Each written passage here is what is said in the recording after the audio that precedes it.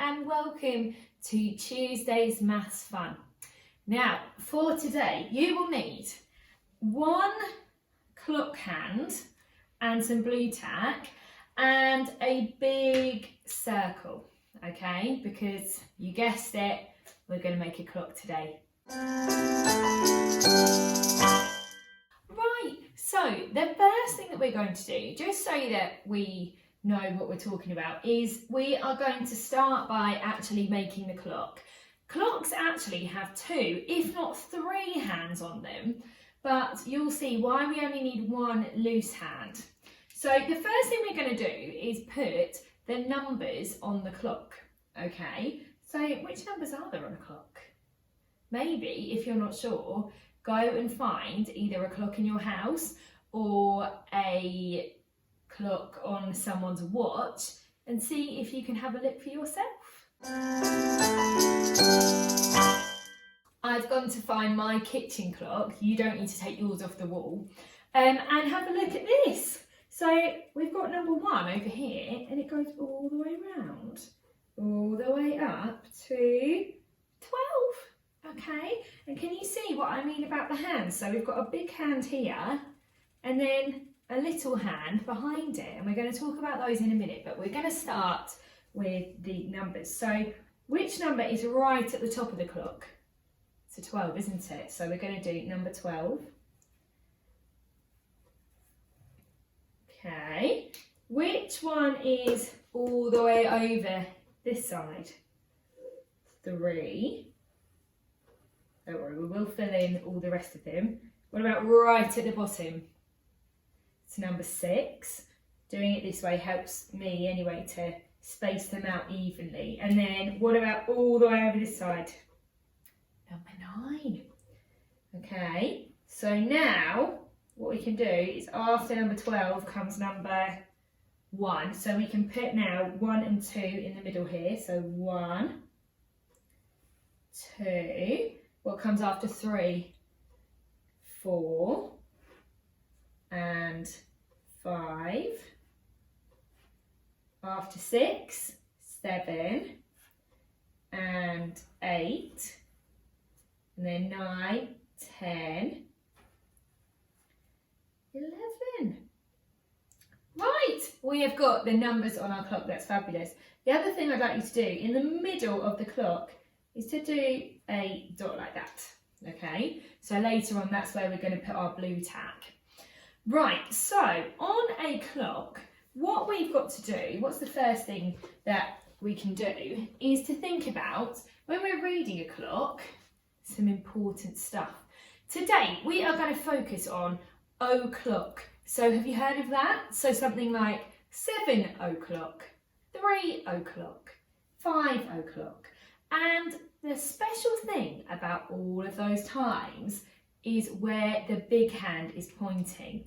And actually, we're not going to have a separate big hand. This is the little hand on our clock, because we only need the big hand to be pointing in one place, and that is up to 12, okay? So I'm just going to do a black one. You can do whatever colour you like. We need to make it so that it's all the way up to the number, okay?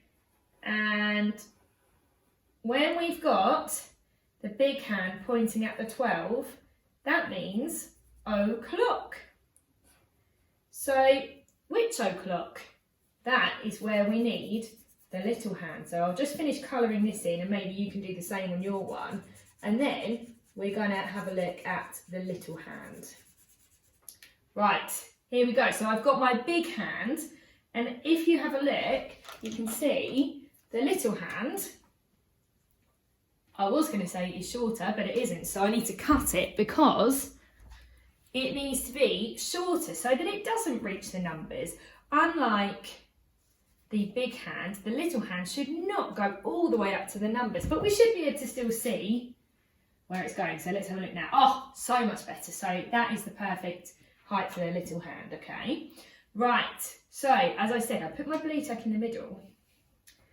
If I then point the little hand to 4,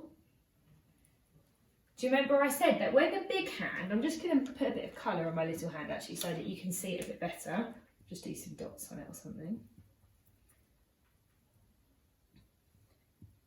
Okay, when the big hand is pointing to 12, that means o'clock. So this time is 4 o'clock because the little hand is pointing to 4. Does that make sense? I'm going to show you a few more.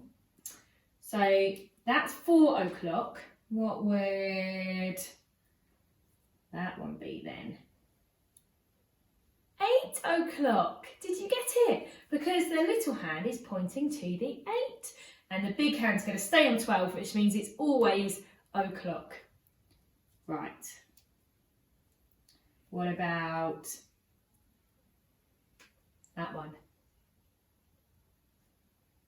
1 o'clock, isn't it? Because the big hand's at 12 and the little hand is pointing to 1. Right, I'm going to give you 2 more examples and then I've got a little game that maybe you could play. What about that one? 9 o'clock. Well done, you're really getting this. Last one then. Oh, maybe a bit of a trick one. That one is 12 o'clock because the big hand's at the 12, but the little hand, which tells us what the number is we need to read out, is also at 12. So 12 o'clock. I am going to do just one more for luck. Do you reckon you'll get it? 6 o'clock. Right.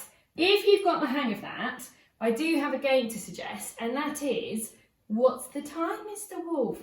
Such a brilliant game, but you will need mummy or daddy or a brother or sister to play with. But I have got a bit of an extra suggestion for this one, so the rules are slightly different, because if you're the wolf, so everyone says, what's the time, Mr. Wolf? And the wolf might say, 3 o'clock. And then you do 3 steps forward. But before you do those steps, can you show the wolf 3 o'clock on your clock? So once the wolf has given you the thumbs up that you've got it right and that it's 3 o'clock, then you can do your steps. So let's have one more example. What's the time, Mr. Wolf? And if the wolf said 11 o'clock, then if you move your little hand to 11, make sure you show the wolf, and then you can do your 11 steps. I hope that's loads of fun for you all, and I cannot wait to see you live tomorrow, where you will need a piece of square paper, so not squares on it like lines, but just one big square piece of paper and some pens as well. Cannot wait to see you then. Have a lovely day. Bye.